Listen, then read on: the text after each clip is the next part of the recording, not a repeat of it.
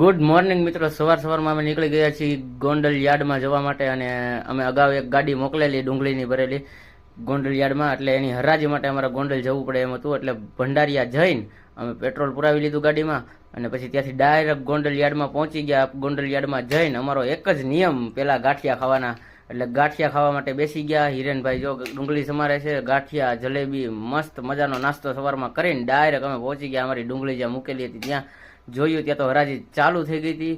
હરાજીમાં અમે જોયું શું શું ભાવ આવે છે કોની ડુંગળીના. પછી અમારી ડુંગળીનો ભાવ આવ્યો, અમારી હરાજી થઈ, સારો એવો ભાવ આવી ગયો. પછી અમે ડાયરેક્ટ આખી હરાજીમાં રખડીને થાકી ગયા હતા, એટલે વૈયા ગયા પાણી પીવા. હિરેનભાઈ જો સીંચીને કેવા પાણી પીવે છે, જોરદાર સિસ્ટમ છે ગોંડલ યાર્ડમાં પાણી પીવાની.